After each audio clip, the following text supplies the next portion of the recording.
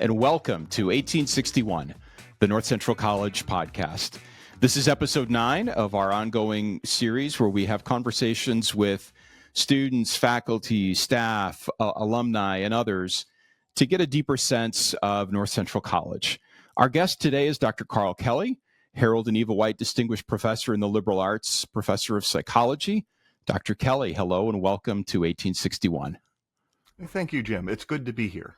It's good to have you here. I'm looking forward to our time together today. Karl, can we begin? Can you tell everybody who's listening a little bit more about yourself, who you are, what you do at North Central? We'd love to hear in your words a little bit more about your background. Okay, so here's the quick and pithy story, if I can make that work. I'm a first-gen college student. I was actually born on farms in Virginia. Going to college was a huge step for me and for my family. We had no idea of what I was getting into. I had no idea of what I was getting into. My very first meeting at college, and I started at a very small college similar to North Central called Virginia Wesleyan. I met with my academic advisor and he asked me, "What are you thinking about majoring in?" And I said, "What's that?" And I had no idea you picked a major. You go to high school, you get a high school degree. You go to college, you get a college degree. I didn't know that there was such a thing as a major. Going to college, I didn't really know what to expect, but I was very fortunate. I was at a place that was a very warm, welcoming, and supportive community. From the faculty to the staff to the other students there, I navigated my way through my first year. At that time, I knew exactly what I wanted to do in my life after changing my major 4 times in my first year. But by the end of my first year, I knew absolutely I was going to be a computer science major. And so I absolutely, no question about it. So I was a computer science. The problem was, now this was 1978, so this was a long time ago, and Virginia Wesleyan was a very small place and they couldn't afford computers. So I had to take all of my computer classes at the local university, and I started thinking, why am I paying the tuition to go here when all of my computer classes are at the university? So I ended up transferring to Virginia Commonwealth to major in computer science. By the time I was 20, I started my own consulting business in computing technology. I was writing software for this thing called a personal computer that was just getting on the desks of executives. And so I would work with, vice presidents and, people, and I would put the computer on their desk. And I would write what today is probably very simple code. I was using something called Lotus 123. And so this was going pretty well. I was pretty good at what I did. The only problem was I didn't love it. And so I would spend my evenings in my little apartment in front of a computer writing code. I would go to classes. I was also a bus driver during that time to pay the tuition as well as other things. And I wasn't interacting with people as much. And so I took a psychology class my first semester in college and absolutely hated it. I said, there's no way I'm ever going to take another psychology class again. It's not interesting to me. Part of it was I don't think it was a very good instructor. So I was taking a required class for Gen Ed in psychology, and I started talking to my professor, and he started talking about what psychologists do. And much to the chagrin of my parents, I then changed my major to psychology. Wow. I was going to be a clinical psychologist because that's what psychologists do. I got an internship working at a rescue shelter for young teenage girl runaways. And after about 3 or 4 months of working there, I found that I could do my job, but it took an emotional toll on me. And when I would go home at night, I couldn't let the stories out of my head. And so I went back to the professor who talked me into going into psychology, and I said, I can't do this. And he Yeah. goes, there's other areas. And I said, I had no idea. And then I found industrial organizational psychology, Yeah. where I can help people. But I work with people I call the worried well. And Yeah. so I then began crafting my career after that. I ended up getting my master's and doctorate in IO psychology from Virginia Commonwealth, took a few jobs, and then ended up at North Central. It's a wonderful journey, Karl, that you went on. And it's not an uncommon journey, right? You probably have seen countless students over the years go through similar kinds of journeys, right? Oh, absolutely. So again, so many students I talk to, they end up in such a different place from their first year, or sometimes even after they graduate, right? Within a couple of years, they're just doing something completely different. So at some point along the way, you were earning a master's and graduate degree and doctorate degree. At what point did you decide that you wanted to teach? Okay, that's a great question. I did everything that I could to avoid teaching. Interesting. I knew when I started graduate school, the Yeah. one thing I did not want to do was to be a classroom teacher. I was preparing for a career either at a Research One institute or in a big consulting firm. Even up to the very last year I was in graduate school, small colleges and teaching were not even on the radar. I was interviewing for a job with the CIA, and I got almost a year into that process before I decided this wasn't the right career for me. Yep. But I came to teaching because my very last year in graduate school, I was on a full fellowship. And I finished all my classes and I was just doing research. And so Okay. most of my time was sit at home in front of a computer, writing Mm, code, doing statistics, which I mm, love, but I wasn't getting out much, kind of like with the computer science thing. sure. And Janine, my wife to me, came home and she would get up in the morning and go to work. I would get up in the morning, go sit in front of the computer. She would come home after work. I would still be at home sitting in front of the computer. And she said, "You've got to get out. Yeah. You've got to get out of the house and do something." Yeah. So there was a job opening for a half-time faculty member at a small teaching college called Mary Washington. Mm, And I applied and I got it. And I would say after 2 or 3 weeks of being there, I never looked back and I said, I need to be a teacher in the classroom.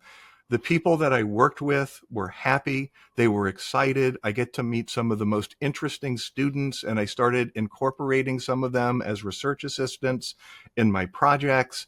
And I yeah. loved going into work every day because of the culture, the people I got to talk to, and then I started focusing on becoming a teacher. What was the first class you taught? Intro to psychology, and Wow. my motivation was not to do the things that happened to me in my intro class. And so when I took the intro class, the faculty member wasn't available. We never had a conversation outside of class. And I said, if I'm going to be a teacher, most of the teaching occurs outside of the classroom. And so I would engage students, whether they wanted to or not, in conversations, after class, when they were walking across campus, when I would go to the dining hall and I would sit next to them and just start talking with them. And yeah, so I taught 4 classes of intro in that first year. And the people who know you well know that you probably haven't changed a bit, right? I know. So yeah, sometimes when I go out and I see people walking down the spine, all of a sudden that's a Yeah, conversation. of course. Of course. Karl, why do you teach?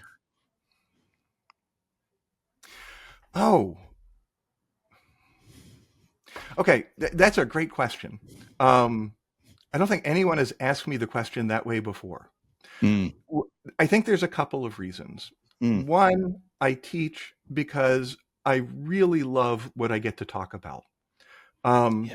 I I care passionately about my class material. I think understanding this material can help people lead better lives. And Yeah. so I teach because, I mean, at North Central, they've always let me teach the best classes, right? So they let me teach the fun ones like statistics at 8 o'clock in the morning. I teach Yeah. IO, and so Yes. it's easy because I get such interesting material. The other reason that I teach is because I get to work with interesting people, right? Yeah. And so it's my colleagues who help me become a better teacher, and I can see progress. And so when I started, I'm not sure if I was a really great teacher, right? Mm. And so I had a lot of learning to do. I had the motivation, but when you start something new, particularly because I avoided teaching throughout graduate school, I had very little experience. But I was around people that helped me learn to be a teacher, would give me different perspectives. Um, but I really enjoy working with my students, right? And Yeah. so the conversations that we have, um, I learn often as much from them, even today, as they might Yeah. learn from me, and they might not see that. Yeah. So, um, the other reason I teach is because I get to work with a group of human becomings at a very important part in their lives, which Yeah. is a big inflection point. And the things that I say could help them think about their life in a different way. Yeah. And maybe when they move forward, there's like a little piece of some things that we talked about in class still with them. And to me, that is one of the most fulfilling things. Again, I'm in a job where I stay in touch with a lot of my former students, Yeah. right? I started at North Central in 1988, Yeah. right? And so I actually am in contact with a group of students who were in my very first class I ever taught here. Wonderful. And we don't talk often, but every couple of years we catch up and we find out how we're doing. And what other kind of job can you have where that's part of what you get paid to do? It's incredibly fulfilling. Yes. So, as you connect with students back to 1988, for example, what are the conversations like? What do you talk about? Oh, oh my gosh. Okay, so two of the first students I met here, their names were Harold and Gerald McCad. And so, I know them well. yeah. So, but Harold was in the very first class that I've had, Yeah. and we talk about living their life, right? And Yeah. it often comes back to psychology, Yeah. right? And so we talk about, are you being able to use the things that we talked about in class? Yeah. Surprisingly, they remember snippets of things that we talked about. Absolutely. Um, Again, I remember Gerald's final presentation when he was a senior in his history of psychology class, where he did a presentation on Karl Stumpf, and it was incredible. And so, but we talk about that. I have a student, Lori, and her name is hard to Albitzmeiser, in my very first class. And we talked, probably about 6 or 7 months ago.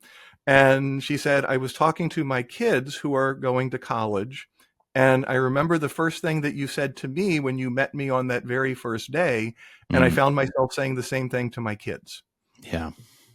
So, but no, we talk about life. We talk about psychology. We talk about, just how are things going. And these are people living incredible, amazing, interesting lives with lots of bumps and hurdles and challenges, Sure. but we're working to address them. It's pretty remarkable that you've kept in touch, and I certainly know there's a whole population of students that that enjoy staying in touch with you and enjoy that connection. It's one of the unique things that happens on a campus like ours, wouldn't you say? Absolutely, right. And again, the best part of North Central to me are building these relationships that go beyond the classroom, right? Yeah. And so the classroom is important, the content is important, but I'm in a job where I've had the opportunity to get to know many of my students as Yeah. human becomings, their complex stories. And, Yeah. it's, again, there's not many places that you can do where that is Yeah. actually part of what you're supposed to do in your job. Yeah. How has teaching changed over this time? To me, the core element hasn't changed at all. The core element is the relationship with the student, the connection with the material. The delivery has changed incredibly, Yeah. right? And so Yeah. how we communicate, the technology that we can now use, has been dramatic. I mean, when I came to North Central, if a student wanted to talk to me, they had to come to my office. I had a sheet of paper on my office door, which Yes. listed my office hours. They would either sign up or walk in. Yep. We did not have voicemail. We did not have email. We Nope. had nothing. And Yeah. so it was more face-to-face interaction. Yes. Right. And so I think the big change has been the challenge of finding ways to utilize technology that don't get in the way of that personal connection, because I think it's Mm. easy to have that happen, but to use it to enhance things, right? So Sure. that maybe you have a different kind of conversation. Right. So, but again, the core hasn't changed. It's really, for me, making sure the student sees that the information is relevant to their life now, but also going into the future. And you can't do that without a story. What is psychology?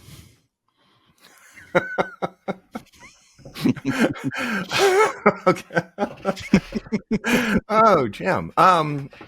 I would describe it as life, the universe, and everything. Yeah. So, no, I mean, to me, and I know I'm so biased, that, psychology is the core of who we are. And I'm in this because I think it's the most important thing that we do. Yeah. I know some of my colleagues might think that, oh, maybe it's biology or philosophy, but ultimately, right? I mean, biology is a support discipline to psychology. They do great work, right? And so they do important stuff, and we can use Yes. it to understand people. Philosophy is an extension of psychology about how we're thinking. Hmm. There's business, which is an application of psychology. And so this is my world. We can probably edit this part out just in case other people see that. But to me, psychology is understanding who you are in relationship to your world, including other people. And Yeah. what can be more important than that? I mean, this is the way I try to teach statistics, right? So Hmm. statistics isn't a bunch of computations. It's Right. numbers. It is computations. But I think when done well, it is a connection with another person to help make better decisions and better arguments and make some friends. And so when I think about statistics, I think about the decision, the argument, and the friends. And the computation is important, but it's a vehicle to get someplace that's more important than the numbers. Expand on that a little bit, Karl, and talk about your teaching style. And you've talked about that a little bit, but you have a particular approach when you teach a statistics class, for example. Talk about that, because there are alums who are listening to this who took your statistics class over the years that will have stories to tell. It's a class that is fairly legendary on this campus, and I think that's because of your teaching style. Well, it's true. Well, okay, so when I think about my style, what I do on the first day of class, I tell the students two things. The first thing I tell Yeah. them is that you're not in a class, we're on vacation. And Mm-hmm. so when I think about a vacation, I think about leisure time, right? And so class is a form of leisure time. The Greek word for leisure is skol. And from skol, this is where we get school and scholar, because the Mm-hmm. ancient Greeks believed the best way to use your time that wasn't focused on survival stuff was learning things, Yeah. right? And so the class, it's vacation. And Awesome. so the other thing I tell them is we're not going to call it class anymore. We're going to tell it story time. And so when I approach material, the content is important, but I try to embed the content in stories that talk about why this is important in the lives of people. Some classes, it's easy, right? Personality, right? Personality to me is, of course, all about the human story, right? And we look at different Yes. ways of telling your story in personality. It's more challenging in statistics because, again, people think about statistics as a collection of numbers and equations. But what I do is I tell stories about how people have used statistics to try to make the world a better place. We tell Mm. stories about W.E.B. Du Bois, and we were looking at civil rights and racism, Yes. and how he used the publication The Crisis, which was really a publication all about statistics, to connect with people to help them understand patterns that he said could make the world better. Florence Nightingale, not the dog, because Florence Nightingale, the dog, is my dog, named after Florence Nightingale, the person. But Yes. Florence Nightingale, the person, right, Yes. used statistics to make profound changes in how we understand healthcare. And one of her famous quotes was, "I must use data to dispel myths of Mm. what it means to be healthy." Mm. And so she used statistics, and she was a pioneer in this area. And statistics didn't even exist as a discipline when she was doing it. So she was making this stuff on her own, and we still use a lot of her principles today. And we talk about, the discovery of penicillin, right, where we see patterns, and so it's a collection of stories that have a computational base to them. And then I hope my students will be able to see the value in the stories. And when they go in the world, they have a different conversation with their doctor. Mm-hmm. So if their doctor prescribes a medication, they're thinking, oh, what about Florence Nightingale and the number needed to treat? Yes. What is the effectiveness of this? I need the Cohen's d to understand the value of this medication. Um, one of my former students, her name is Nicole Rizek. She actually works for an organization called Mathematica, where she evaluates Medicare, Medicaid services, and things like this. But one of the things that she did was she was on the team that evaluated the effectiveness of the COVID vaccines. Right. Amazing. And so when I had the opportunity to talk with her, she talked about how she used statistics that we talked about, way back in when she took the class, Yeah. as a tool to help people and organizations make better decisions about which vaccine was really working. Wonderful. And realizing it doesn't work for everybody, and you simply try to increase the probability that it'll work for you. But then we have to frame it in terms of risk. Hmm. So I don't know if I answered your question. You answered it very well. Thank you. Thank you. How do you prepare for a class? um, I read stories. Yeah. Yeah. And I try to read a variety of stories. Yeah. I read history, I read biographies, I read murder mysteries. I'm particularly fond of medieval murder mysteries. And what I do is I look for connections between the stories and the things that I'm teaching in class. Yeah. I listen to music, right? Yeah. I talk to people from different areas, right? Some academic, some applied, and we talk about big issues, little issues, and I come home and I write down notes saying, here's a story maybe I can use in one of my classes. Yeah. Here's something. I certainly read the content and some of the literature that's going on. Um, but sometimes psychology is kind of geeky and nerdy, and a lot of the ideas are not written to a general audience. They are written to a more technical audience, and it's valuable stuff, but just explaining, what they did in an experiment, I think, is very important in a grad program. But for my students, they want to know what's important here. Is this good evidence, and how can I use it? So I get to live a good life. I love traveling, right? And so and I usually plan my vacations around an idea that I'm teaching. Yeah, that's so cool. Well, and Janine is amazing because she is good at the details of organizing a trip. And so I will come to her and say, Janine, I want to go see Galileo's fingers. Because after Galileo died, his followers cut off his fingers and pulled out some teeth, and then they lost them, and then they found them, and they're now in the Museum of Science in Florence, Italy. And so I said, I want to go see Galileo's fingers. And she said, okay. And then she planned a vacation where I could see Galileo's fingers, and then we did other stuff. That was fun and important, but I got to see Galileo's fingers. That's so fun. That's so fun. What do you expect of students as they prepare for your class? Okay. I want students to have fun and make friends. I think one of the most important things that happens at North Central College, the education, right, the content is important, but making connections and making friends is important. I love seeing students studying together. I love seeing them wrestling with a complex idea and having the ability to laugh and find something in that idea that can be entertaining. And that's when learning becomes engulfing and engaging to me.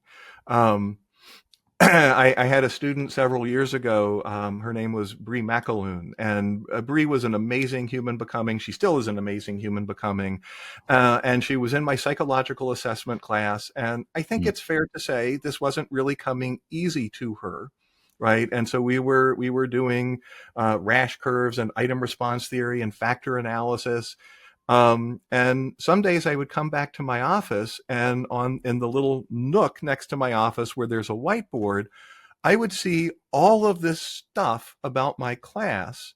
And what Bree would do is she would bring her friends in and try to explain to them what we were talking about in class and why we should care about it. And it was and she was having fun. And her friends would walk away saying, I'm not really sure what you were talking about, but you just seemed so enthusiastic we couldn't leave. Yeah. What a great feeling. Oh, no, it's amazing. Why should a student attend North Central? Oh, gosh.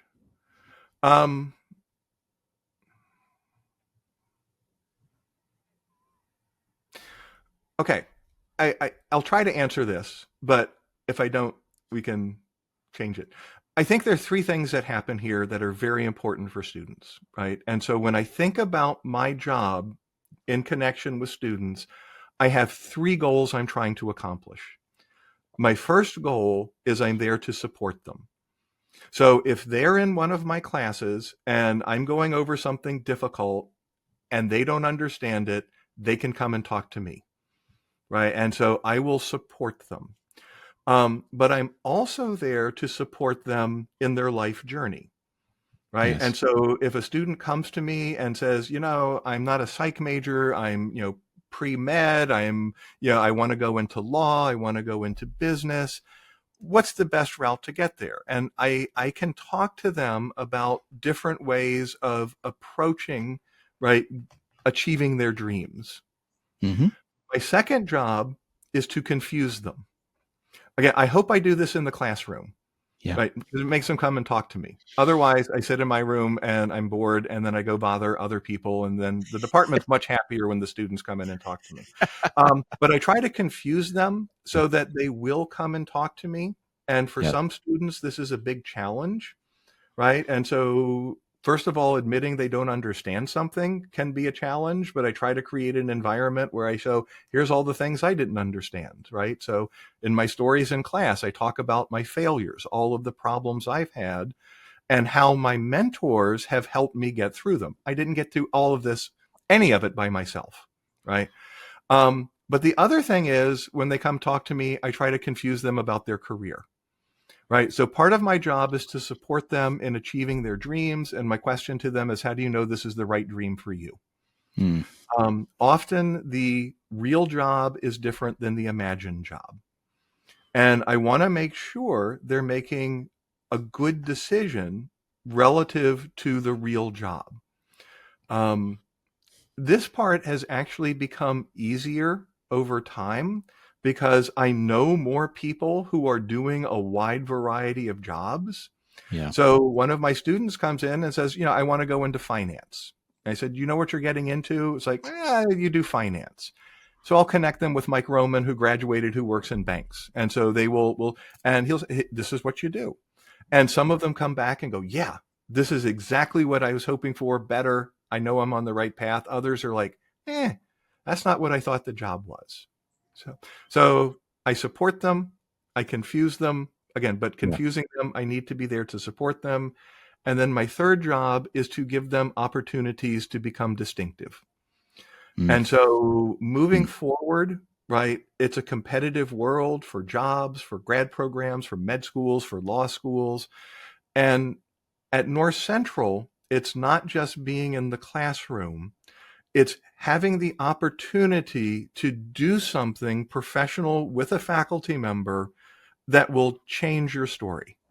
A couple of examples of this would be precepting. Every semester, I use preceptors. Preceptors are not tutors.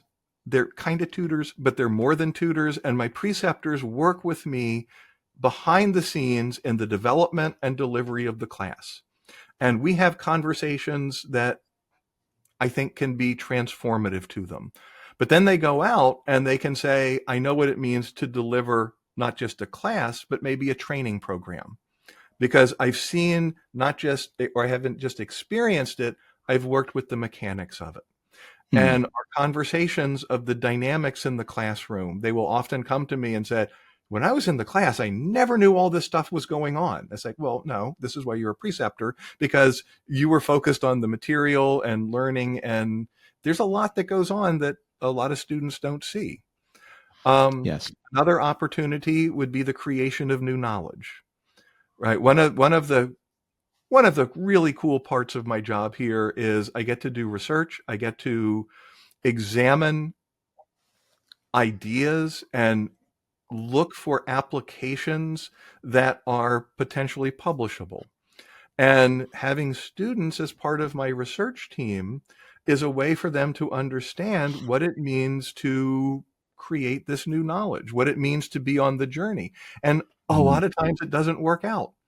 And I mean, when they're in a classroom, they're reading all of the stuff that worked and they're going, I'm never going to be like that. It's like, yeah, you don't see all of the different failures and problems.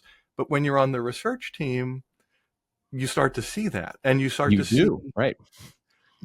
And then you get the creativity for how to navigate these hurdles. A recent project that I was working on with one of my research teams, we were studying mental health issues for firefighters working in small fire departments, right? Particularly in like downstate Illinois and other places like that. And the reluctance that these individuals had in seeking help for mental health issues. And so we did this study of stigma. We made connections. And at first the project wasn't working. We were frustrated. And then one of my students had an idea. It's like, well, why don't we shift it this way? We redesigned the study. It was incredible. We found out a lot of important stuff. We ended up publishing it. We presented it at a national conference. And then she went on to graduate school, and she is working now in community mental health. This wasn't the thing that got her there, but it was a part of the puzzle that I think helped open doors for this. I had another student, Faith Bicking, actually not interested in IO psychology for some reason, but she was interested in working with children, particularly on the autism spectrum. And she was in one of my classes where we were talking about executive function analysis. And she goes, I wonder if this could work for different populations and the predictions we can make from it. And so the short version is we compared a couple of different measures of executive function to test how we plan and solve problems. But to do this, we actually built an escape room in the basement of the Wentz Science Center. We would come in, we would administer executive function tests to participants, and then put them in the escape room. Each of the challenges was designed to assess a different cognitive skill. Wow. And we saw how the test worked, under what conditions it worked, and when it failed miserably. Mm. And so, yeah, but this is a story now, right? And so the student can talk about how we started this project and nothing was working and we were keep redesigning it. And then we had a moment where things kind of came together. And this is what life is, right? You try to understand something, you try something, it doesn't work. You have to go back, you have to readjust, you have to reevaluate, and you keep trying, and then it works. Karl, thank you for that. What I'm really hearing is one way I'm hearing this is if I'm a student thinking about coming to North Central, I'm going to be put in positions to work with peers, work with a faculty member. It's going to be hands-on experience. I'm going to be challenged, but I'm also going to be supported. Yep. The other thing I would add to that, it's also up to them. My job is to provide opportunities for support, challenge, and distinctive opportunities. Their job is to pay attention and to take advantage of them. They're there. And all the student needs to do is to take the initiative to follow through. And I think at North Central, they will find a community that will embrace that. And it might not be working with me, right? So a student might come to me and say, I'm interested in your project, but maybe the project that best suits them is working with Dr. Rivera in her work with, children in informal learning spaces. And so if the more I know about them, the more I can help them get those opportunities that are right for them. Yeah. It's an amazing narrative about a learning experience for a student. It really is. Karl, you're not going to do this forever. What's next? What's next? Whenever you're done teaching or you're doing less teaching, what is another interest of yours?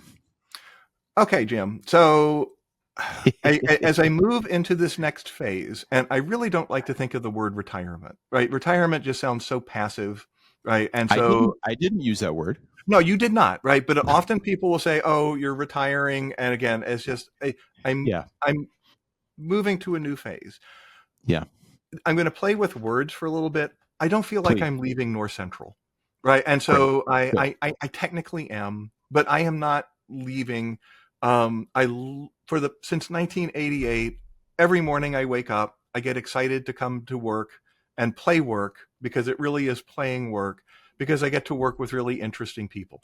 I'm going to miss this a lot, and it's going to be hard. But I'm making plans. Now, I've talked about how my plans usually don't work out, right? And so when I knew what my major was and I knew I didn't want to be teaching, and so I'm prepared to fail miserably.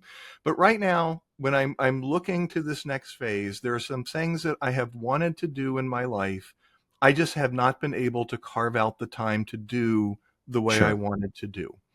One of the plans is to work for a rescue dog shelter. And so there are several rescue dog shelters in the area. They are in need of volunteers. I love dogs. I like working with dogs, and it's a great thing.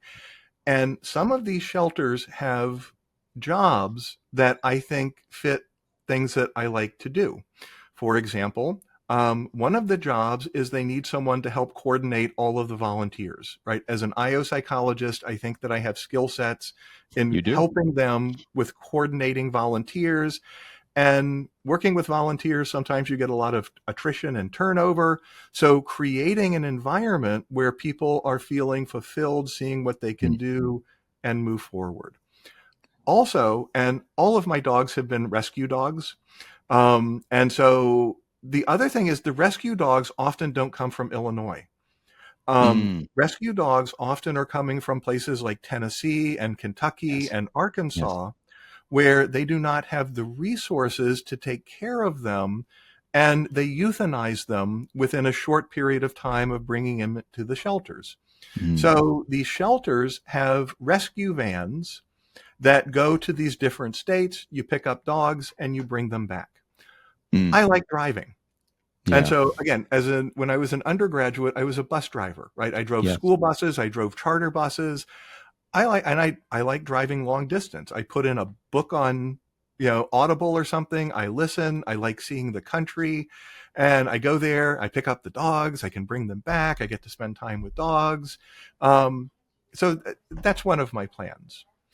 A second plan is last year, my son was in the Air Force and he had a significant health issue. And there was an organization that stepped up to really help him called Wounded Warriors. And getting to know people in Wounded Warriors, I find that there's opportunities for things that I can do there. For example, Wounded Warriors has a project they call the Bike Riding Project. And so for veterans who are coming back primarily with different bodies, many times they have lost legs, arms, whatever, I can work with them and working through an organization called Creative Mobility, design a bike that they can ride and then take them Wow. on bike rides. I Oh, like bike cool. riding. I'll have more time Yes. to bike ride. And if I can do that along with giving back and helping people, I can't see a better way to use my time. I am going to miss teaching, right? I know, again, I have loved the classroom. I don't know what's going to happen. I do have some opportunities in teaching in IO grad programs, which I taught 1 year in an IO in a grad program with a grad student. I really like the undergraduate experience, but I think I Sure. would like to go back and try it. And they actually have a need right now for people, particularly in the psychometric statistical area, because for some reason, not a whole lot of people want to teach that part. I love it. And so Yes. that could be part of my future, spending some time traveling and again, seeing family and just doing other things, and we'll see what happens. But those are my main plans right now. Thank you for sharing that, Karl. Thank you. Thank you. What's your first memory of North Central? Okay. My first memory of North Central was my interview. At this point in my life, I was on a 1-year contract that at a university. They had offered me a renewal. It was financially a very good offer, but my wife and I grew up on the East Coast. We wanted to live someplace different for a few years, and so I was looking at schools from Florida to California, and I got an interview with North Central. This was kind of a little bit later in the interview process. I had been to a lot of other schools. I came to North Central, and my very first interaction with the faculty member who picked me up from the airport, John Mueller, felt a little bit different, and different in a good way. The next morning, when they picked me up from the hotel to continue my interview, there was something different about North Central. And the psych department, there was this positive vibe that I did not get anywhere else. On the committee, we also had a scholar in religious studies. We had a business faculty member. And and 2 students. What impressed me so much was during the day, everyone got along so well. I got the sense that people took what they did very seriously. I got the sense that they felt that what they were doing was very important, but they didn't take themselves too seriously, and they didn't think that they were all that important. They were part of a community, and this was the faculty, this was the students, and I had the best conversations with people. We laughed. I don't remember smiling and laughing as much on an interview. And again, Yeah. it was serious. They were asking me good questions. I was nervous. I was a kid. And when I went home, I just remember telling Janine, it's like, I think this is where I want to be.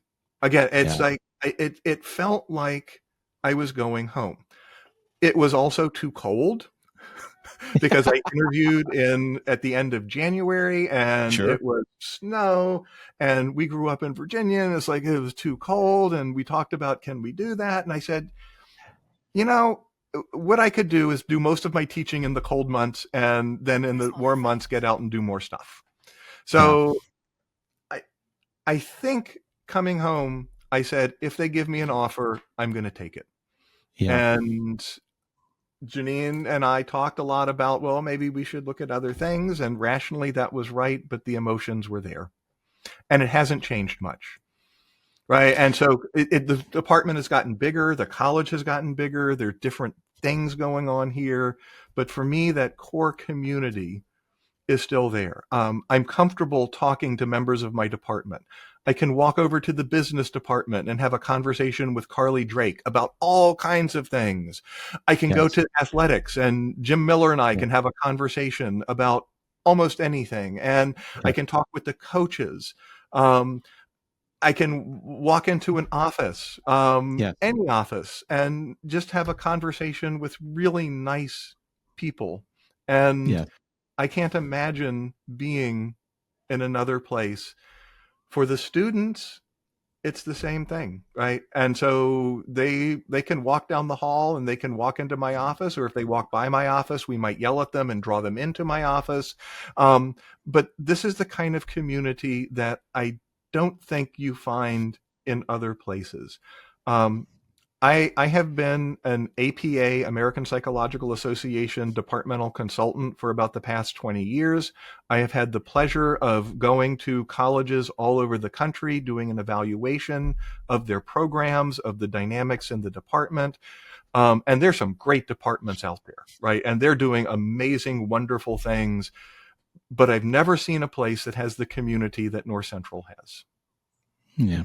So, Well, Karl, speaking for really hundreds and hundreds of alums and colleagues on the faculty and staff, there's a whole lot of people who are very glad that you made the choices that you did. We're glad that you are such an integral part of the North Central community. I mean that, Karl. You are the epitome of why students make choices to come here and then stay here and graduate, and back to 1988 they stay in touch with you. That's a profound commentary on who you are as a teacher. So thank you for everything you've done for the North Central community. You know, this really has been the greatest career I could imagine. Right. And so there have been bumps, there have been challenges, things always haven't gone well, but this has been a place that has always been home to me. Yeah. So. Karl, do you have any shout outs? We always end the podcast by giving our guests an opportunity to highlight some folks who might be influential in some way or another. So the floor is yours. Oh, okay. So my problem is there's just way too many. To the extent to which I have been successful here, it is part me, but a big part have been the people who have been around me. Right. I could not have done this without the support of my family. Right. So without Janine, my wife, my son Max, my dogs, my parents, right. And my family has helped me do this. And so without them, there's nothing. Coming here, I really wanted to be a good teacher. I knew that I wasn't. But when I came here, I had mentors that helped me, supported me, challenged me, and gave me opportunities. People like Howard Mueller, right, who would spend time. Richard Guzman, right? Yes. Gary Ernst. And Yes. when I started, they would come to my office and say, I want you to come to my classroom. and I would sit in their classrooms and I would watch them teach. And then we would go to the cage because the boiler house wasn't there yet. We would have a cup of coffee, and then they'd say, let's talk about teaching. They would come to my class and they would leave. And there were so many more. So Madeline Van Heck and all these amazing human beings. I had the privilege of team teaching courses with people like Ann Keating, Sarah Eaton, Jennifer Jackson, and even Nancy Peterson. Right. And I know. Yes. But I learned so much from them. The patience of so many administrators in dealing with me. And you might find this hard to believe. I'm kind of high maintenance. Right. And so I don't believe that. I don't believe that. The time that people like Dev Pandian would spend with me and talking about, his values of what he thought was important, not only as a teacher, as a dean, but as a person. Oh gosh, I remember coming here and I was worried that my students weren't as enthusiastic about the information than I was. And I had a conversation with one of my dear friends named Terry Marsh, who was in the biology department. And Terry said, we're going to go meet someone and he will inspire you.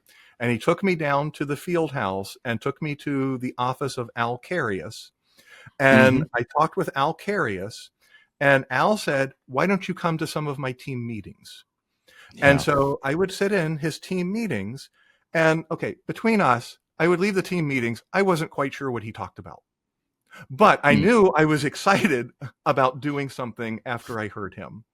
But the message I kept getting from him was, he would say, run for fun and personal best. And so I would try to incorporate that into my classes, learn for fun and personal best. It doesn't matter what the grade is. It matters, are you doing what you could be doing? Again, and so many of my students who, when they were here, wouldn't let me get away with sloppy teaching or sloppy thinking, right? Oh my gosh, I got so many stories, but and I've been able to keep in touch with these people. My students have made me do things I didn't want to do. We had a student named Susan Ramoser Heil, who is now a vice president at the American Institute for Research, which does like all kinds of healthcare tracking across the country. She was in the theater department, and one day she came to me and she said, you should be in a play. I said, no. We're doing a musical. And I said, no. So Pete Martinez then comes in and says, we're doing the play Anything Goes, and we're going to assign you the lead, or one of the leads, which I didn't know was that big. But I did play a drunk boss who couldn't sing. So it kind of worked out. But again, that's a story now that it's so nice. When I became an ordained minister about 12 years ago, I was surprised at the number of former students who came to me and said, would you officiate at my weddings? And I have now officiated at 10 weddings. And again, it means so much to me that they will call me and say, would you be willing to do this? It's just absolutely amazing. I could keep going on, but like I said, it has been such a rich career surrounded by amazing human becomings who they're part of me.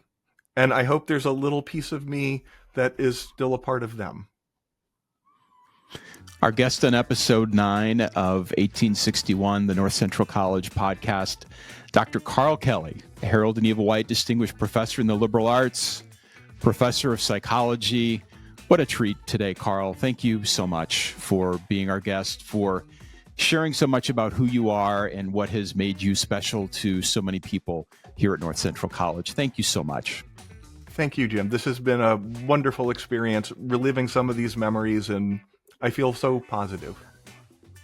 Thank you to everybody listening. We sincerely hope you enjoy learning more about Dr. Kelley, learning more about North Central in this episode of 1861, the North Central College podcast. Thanks for listening.